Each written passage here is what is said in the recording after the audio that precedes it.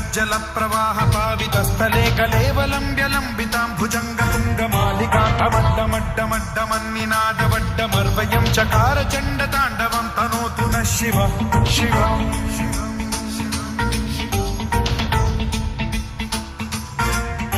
जटाकटाह सम्भ्रम भ्रम निलिम्ब निर्झरी विलोल वीचि वल्लरी विराजमान मूर्धनि धगद्धगद्धगज्ज्वलल्ललाट मण्डपावते किशोर चन्द्रशेखरे रति प्रतिक्षणं मम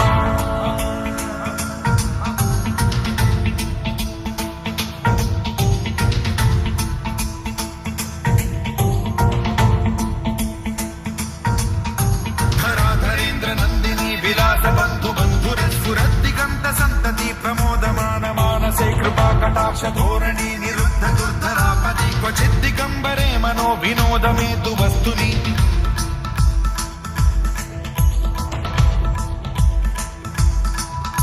जटाभुजंग पिंगल स्फुरत् प्रणामणि प्रभा कदम्ब कुङ्कुमद्रव प्रलिप्त दिग्वधूमुखे मदान्ध सिन्धुर स्फुरत्वगुत्तरीय मेधुरे मनो विनोदमद्भुतं बिभर्तु भूत भर्तरि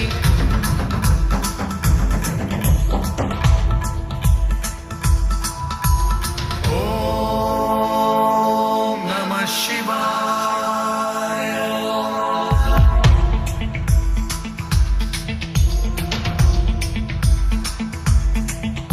सदा शिवं भजाम्यहं सदा शिवं भजाम्यहम् ॐ नमः शिवाय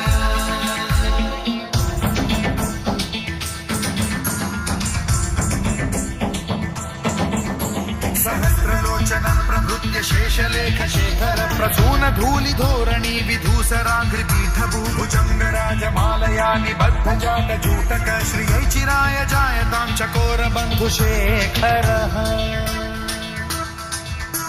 ललाट चत्वरज्ज्वल धनञ्जय स्फुलिङ्गभानि पीत पञ्चसायकं नमन्निलिम्पनायकं सुधामयूखलेखया विराजमान शेखरं महाकपालि सम्पदे शिरोजकालमस्तु नः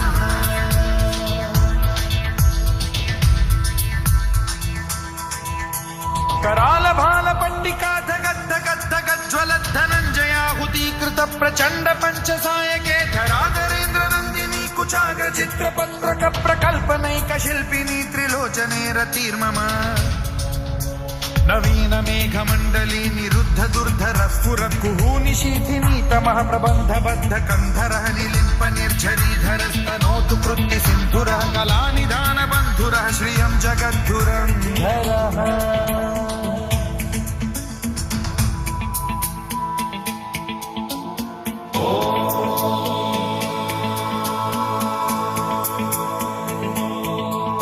प्रफुल्ल नील पंकज प्रपंच कालिम प्रभावलंबि कंठ कंदली रुचि प्रबद्ध कंधरं स्मरच्छिदं पुरच्छिदं भवच्छिदं मखच्छिदं गजच्छिदान्धकच्छिदं तमन्तकच्छिदं भजे अखर्व सर्व मंगला कला कदम्ब मंजरी रस प्रवाह माधुरी विजृंभणा मधुव्रतं स्मरान्तकं पुरान्तकं भवान्तकं मखान्तकं गजान्तकान्धकान्तकं तमन्तकान्तकं भजे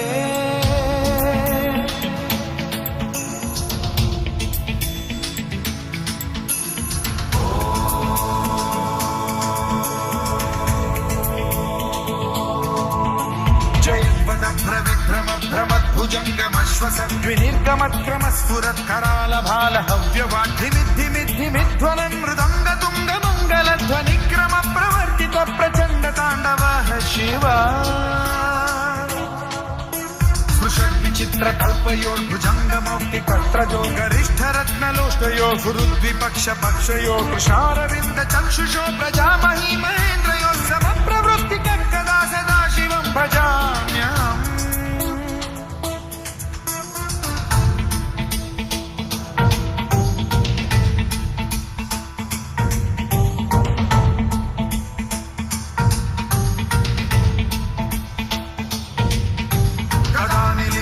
निर्झरी निकुञ्जकोटरे वसन् विमुक्त दुर्मतिः सदा शिरस्थमञ्जलिं वहन् विमुक्तलोललोचनो ललाम भाललग्नकः शिवेति मन्त्रमुच्चरन् कदा सुखी भवाम्यहम्